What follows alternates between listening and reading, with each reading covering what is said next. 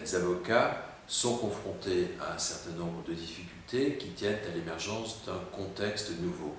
Après les échanges sur le plan national, sur le plan européen, sur le plan atlantique ou en direction de l'Asie, on voit apparaître un développement massif des échanges sud-nord entre le continent africain et l'Europe. Et je pense que ces échanges sont à la fois un élément de réponse pour permettre et favoriser le développement des pays du Sud et sans doute, probablement, pour répondre aux crises que traversent les professions du droit dans les pays du Nord et plus particulièrement en France. On voit apparaître de nouveaux outils. Ces outils, c'est d'une part ce que l'on appelle l'OHADA, une sorte de marché commun juridique du continent africain.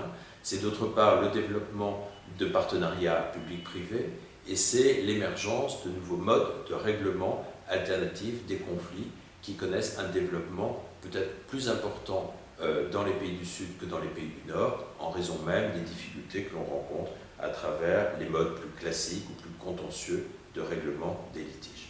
Les avocats français, européens d'une façon générale, doivent oser. Il ne faut pas concevoir le Sud comme étant une sorte d'extranéité ou d'univers distinct.